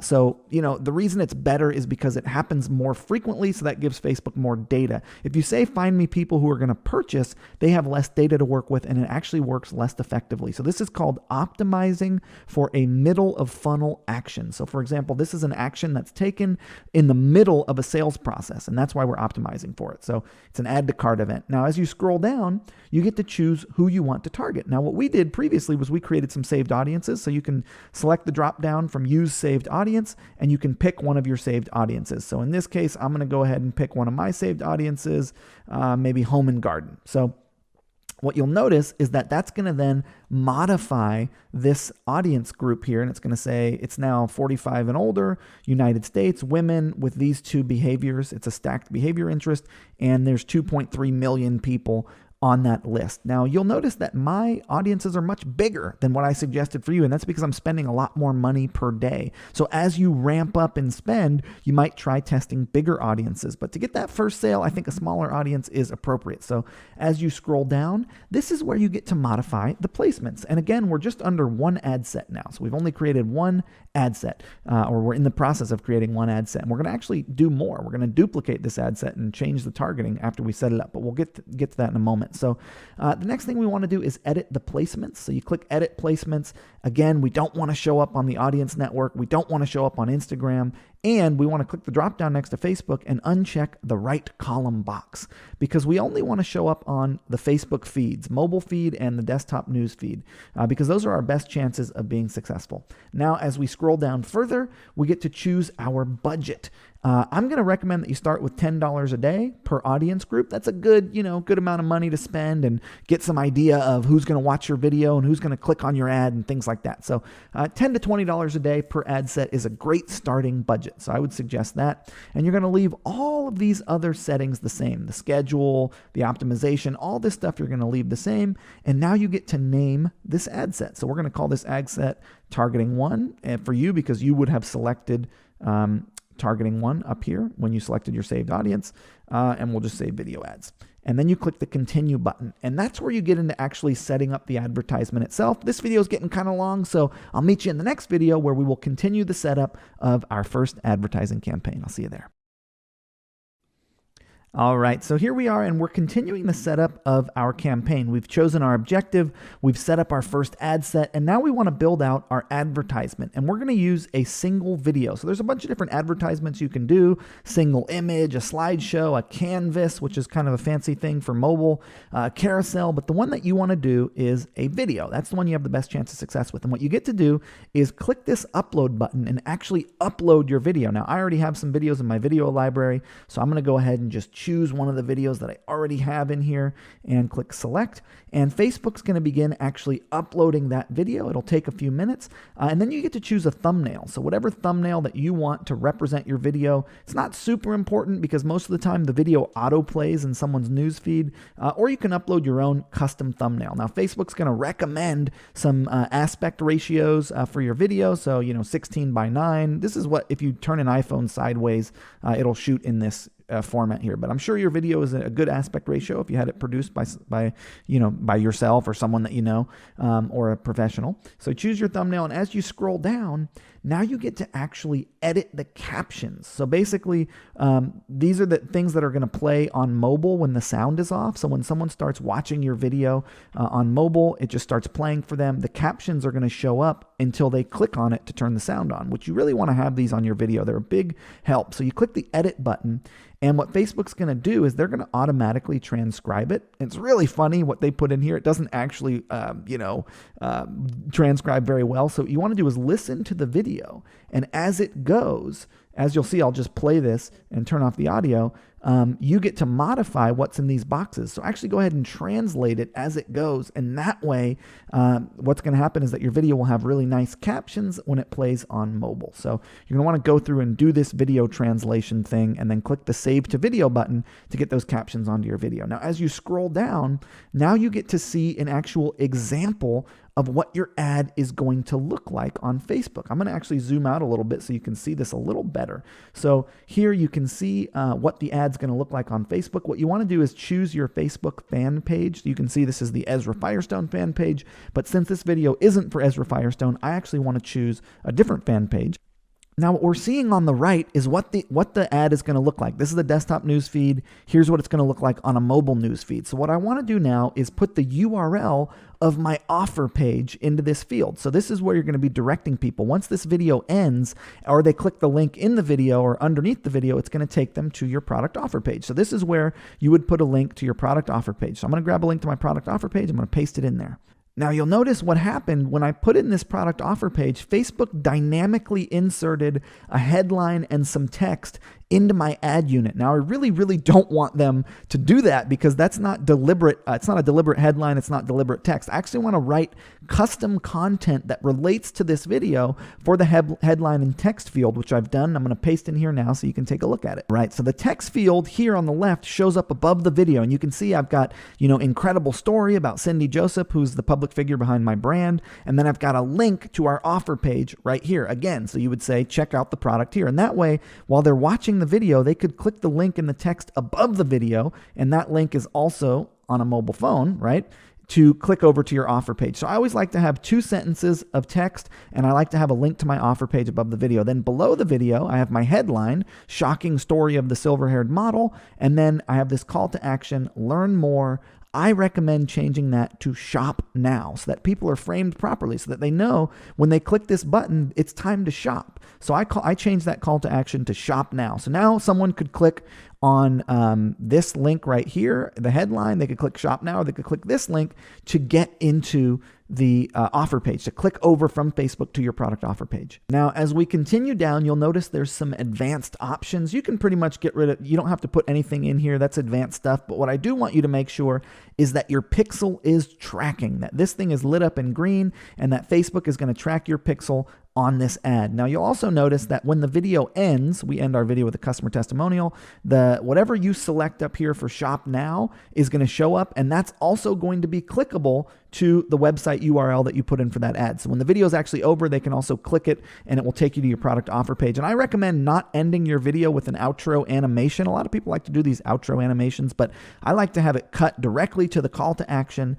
to shop for my product. And if you want to make it even fancier, what you can do is you can put in a display link here. Like I can just put in boom by cindyjoseph.com in the under advanced options display link. And then what's going to happen is when this video ends, after someone has watched it all the way to the end, you can see we end with a customer testimonial here. And as this counts down, once it's finally over, it's going to display shop now. And then it's going to also display my advanced option display link. See that, shop now, and then it's got the URL, which looks a little prettier. So you probably want to fill out under advanced options the display link as well. And then what you do is you click the review order button, and it's going to say, okay, here, you have one campaign, you have the objective of website conversions, you've created an ad set called targeting one, and you're going for people on desktop news feeds, and it's $10 a day. And here's the advertisement that you created. You can either place the order or save it to a draft. I want you to save it to a draft because we're going to actually create another ad set. So go ahead and click the Save to Draft button. And now inside of your Power Editor, which is where we're creating this, you have a new campaign set up. And that campaign has an ad set within it, and that ad set within that campaign has an ad. And so what we want to do is duplicate this ad set. So what we're going to do is uncheck this right here so that we see this whole thing. Now this little editor allows you to edit the ad set, or you could switch over to the campaign view and you could edit this campaign. I'm going to go into this ad set so that I'm looking at it. I'm going to make sure it's checked, and I'm going to click the duplicate button. And when it pops up, it's going to say, do you want to keep the same campaign, and how many duplicates do you want? So I'm going to say, yes, keep the same campaign, and I want one duplicate. I'm going to click create. Now, when I do that, it's going to actually open up the duplicated ad set. And you'll notice it says targeting one video ads copy. I'm actually going to get rid of the dash copy. I'm going to change this to targeting two. And the only difference between this one and the other one is who we're putting this in front of. It's still on the Facebook feeds.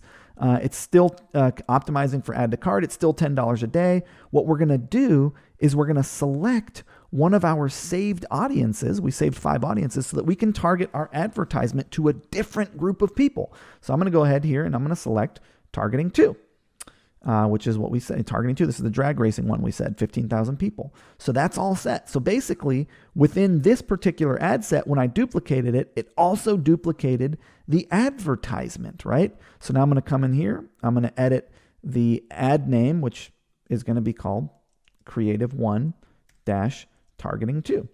And I never actually changed the ad name over here. So I'm going to do this, and this is going to be Creative 1 Targeting 1. Now, if you're lost, let me just explain that one more time, okay? So what we had was a campaign, and that campaign had one ad set called Targeting 1, and within that one ad set called Targeting 1, we had one ad, which was this ad that I just changed the name of, creative one, targeting one. And there was the ad that we set up. Now what we did was we went ahead and we selected that ad set and we duplicated it. And when we did so, it also duplicated the ad that was in the ad set. And then we renamed this ad set. So we duplicated it, we renamed it, and we changed who it was targeting. We changed it to target someone differently, even though it's targeting a different group of people. And then we came over to the ad that was within it, and the ad's the same ad. It's the same exact ad we had going for the other ad set. We don't want to change the ad. The video's good, the headline's good, the text is good. We just want it to be put in front of a different group of people. So what we did was we just changed the name to Creative 1, because this is our first piece of creative, targeting 2.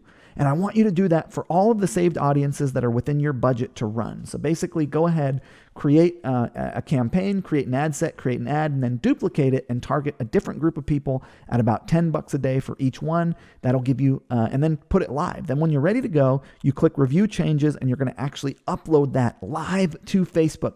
And in the next video, what we'll do is we'll review some of the results and how to look at, what's working and what's not working. So Ezra here, that's how you set up your first advertising campaign, soup to nuts. Get it done, and I'll see you in the next video. All right, so here we are. We're inside our Facebook dashboard, and what we want to look at are some of the results of the ads that we run. And it's nice to take a look at what's working and what isn't working so that we can then optimize forward. So once you publish your ad campaign and it's running for a few days, you'll be able to come into Facebook and actually take a look at how that advertisement is performing or how that ad set is performing. So here we're looking at just one ad set. We can see that it ran from November 24th until now, which is November 29th. So it really started in the last week. So I'm really looking at like 7 days of data here. And I have the budget set to $300 a day because it's a big group of people. And I've got a good budget, and my frequency is pretty high. The frequency of times that a person has seen this is 2.77. You really want your frequency to be under like 3, basically. So this is pretty good. If your frequency is over 3, then that means that each person is seeing your ad more than 3 times, which might be a little bit too much. Now you notice that I have a lot of data here, and I want to tell you what this data is. So Facebook is going to start you with one of their sort of dashboards, like performance, for example. They have these sort of preset dashboards, and you, because you're a Shopify store owner, actually need to make your own special dashboard, right? So what I like to do is start with their performance and clicks dashboard. So this is a dashboard that Facebook has built in. It's called performance and clicks, and it's got a bunch of data points on it. So what I want you to do is come into your ad set inside of Facebook, which your campaign rather, which might have multiple ad sets depending on how many you set up. Choose performance and clicks, and then once you do that, come down. It'll be on performance and clicks. Click the Customize Columns button. So you click the Customize Columns button, and this is going to allow you to display what columns show up in this little menu that lets you see what's going on. So I'm going to have you get rid of some stuff. For example, I'm going to have you get rid of results. I'm going to have you get rid of budget. I'm going to have you get rid of ends and schedule. I'm going to have you get rid of clicks all, CTR all, CPC all. I'm going to have you get rid of CPM. I'm going to have you get rid of link clicks, CTR, and CTR. So basically, you're going to be left with delivery, reach, frequency, cost, amount spent, relevant store, and impressions. Now, what we're going to do is we're going to go down this menu here, and we're going to add stuff in. So what I want you to add, first I want you to do is take impressions and put that in front of reach, and we'll have frequency there. So we've got reach, impressions, and frequency. And as we scroll down, I want you to click on website, which is going to, rather, I want you to click on clicks here in the left menu to pull up a list of things. Now, if you scroll down, basically you'll notice that Facebook scrolls on this left menu as you scroll, so it's going to tell you where you are. I'm going to have you click on clicks, and I want you to put unique CTR link, and then I want unique clicks all, and then I want you to select cost per unique click. And I want you to grab this, and I want you to put clicks after frequency, and then I want you to put CTR after clicks, and then cost per click after that. So I'm having you set up a dashboard in a very specific way. Then we're going to click on website, and you're going to have all these options in here because Facebook is tracking all this data because you have Shopify, and it's going to be under Facebook Pixel. So under website, under add to cart, Facebook Pixel, you're going to select that, and then purchase Facebook Pixel, you're going to select that, and then you're going to scroll down just a little bit, and you're going to grab cost per add to cart Facebook Pixel and cost per purchase Facebook Pixel, and you're going to take total cost. You're going to put that at the end. You're going to take relevance score. You're going to put that under total cost. You might have to watch this video slowed down to be able to follow this because it is a lot. Then we're going to grab add to cart Facebook pixel,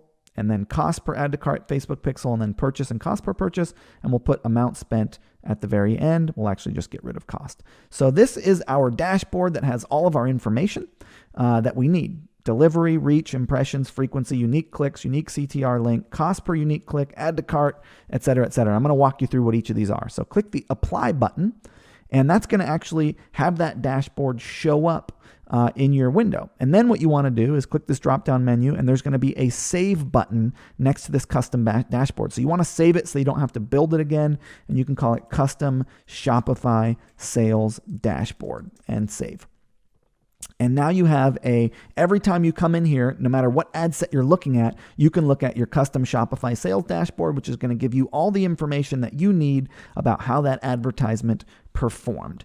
Now, on the ad set level, what we're interested in is, okay, how many impressions happened, right? Which means how many times was this thing seen? How many unique people did it reach? It reached 6,800 unique people, a total of 19,000 times. And each person saw that ad an average of 2.77 times. There were 800 unique clicks. It had a 7% click-through rate, which is really good. It cost me about $2 to get someone over to my offer page, which is pretty high. I had 114 people add a product to the cart, which is $14 per time that happened. So I paid $14 to get someone to add a product to the cart. I had a total of 70 purchases, and it cost me $24 per purchase, which is pretty good for me. Because my products are higher priced, I'm happy to pay $25 to generate a sale on Facebook because I'm selling a $90 unit. You might need to, spend a little less if you are selling a cheaper product. So the other thing that you can click on, so once you have your dashboard here and you're looking at your ad set, is you can click on breakdown and you can see things like platform placement and device. So what we can see when we select that is of those purchases, 65 of them, or rather, of those purchases, 35 of them happened on a mobile news feed on the iPhone. It was only $20 a sale on the iPhone. On the Android tablet, I had 2 purchases. On an iPad, I had 12 purchases. On the desktop, look at how much more expensive desktop is. Desktop cost me $40 in this ad set. And iPhones only cost me $20. So for example, what I could do is go in and modify this ad set so that I'm only targeting iPhones because iPhones are doing the best. And that's how you narrow down. That's what I mean about wide to narrow, is you look at what's working and you narrow down. Similarly, you can look at the age and you can say, take a look at this. Costing me $24 on average for 55 to 64, $34 on average for 45 to 54, and $21 on average for 65 plus. So what if I only targeted 65 plus and I only targeted iPhones? Well, then this ad set would do better. So I got some data, and based on that data, I can narrow further using my sales dashboard and the breakdown options. And you can look at things like time of day. You can look at things like, geographic location and see what cities are doing best. There's a lot of interesting information. Then a cool thing is that within this ad set, if I click on it, this ad set has ads within it. So if I click on ads in this ad set, I can then see my dashboard for the actual advertisement. And one fun thing to do is to look at video engagement. And you can actually start to see, video engagement's a pre-set up Facebook dashboard that they give you. You can see, how many 3-second views you had, how many 10-second views you had, how much it cost you to get someone, for example, to consume 25% of the video, 50% of the video, 95% of the video. So you can see how engaging your videos are. So based off this information, you can then make decisions about how to optimize your ad set going forward. So that's how you look at your data inside of Facebook. I'll see you in the next video. Hey, Ezra here, and that's what you need to know to get your first sale on Shopify. And I want to give you some things to think about beyond your first sale, some things to think about going forward. There's one big secret to success in this industry. If you want a 6-figure business, a 7-figure business, or even an 8-figure business, there's one kind of main thing that you need, and what it is consistency. You have to keep going. Repetition creates mastery. If you pick up a musical instrument for 30 minutes a day, you get better at it. If you work on your business and you work on your advertising for 30 minutes or an hour every day, you're going to get better at it. So you really got to just keep at it, keep going, don't give up, keep getting better and practicing and learning and implementing. And you're following the right brand. You're following Shopify. They've got great resources. So some things that you really want to begin looking at now are things like remarketing. So basically setting up advertisements for people who visit your store and don't buy. Video viewer audiences. So setting up advertisements for people who watch your video on Facebook but never actually make it to your website. Dynamic product ads. So like ads that happen when people go to a specific product, and also having additional products in your line. Now, some resources from people for you to follow, and those are just topics for you to explore and investigate. I can only cover so much in one course. Some resources for you to follow are the Shopify blog. There's really great content on there. My marketing blog, which is smartmarketer.com. I've got really great content and courses over there where I go even deeper than we did just now on how to grow your business and different ways to continue to scale. Socialmediaexaminer.com is really, really good, and practicalecommerce.com is really good as well. So Ezra here. Thanks so much for going through this training program. I got one more video where I kind of wish you well. I'll see you there. Hey, Ezra here, and I just want to say thank you so much for going through this training. You now know everything that you need to know to get your first sale on Shopify. Just do it. That's the secret. The secret is consistency. There's no kind of like secret trick that if you only knew, then you'd be making a lot of sales. The only secret is to show up every day and put the work in and do what I suggested here. Get your product offer pages built out properly. Have a nice, high-quality product demonstration video. Put that demonstration video in front of people who are relevant to that product on Facebook and have it lead back to that offer page. So get those basics in place, and I'm very confident that you'll be able to make sales. And you've got the team at Shopify behind you. I mean, that's a great, strong company. They want you to succeed. I want you to succeed. So let me know what you thought of this training program. Please put it into place. I look forward to seeing your business grow. On behalf of Shopify and my company, I thank you so much for watching. I'll see you soon.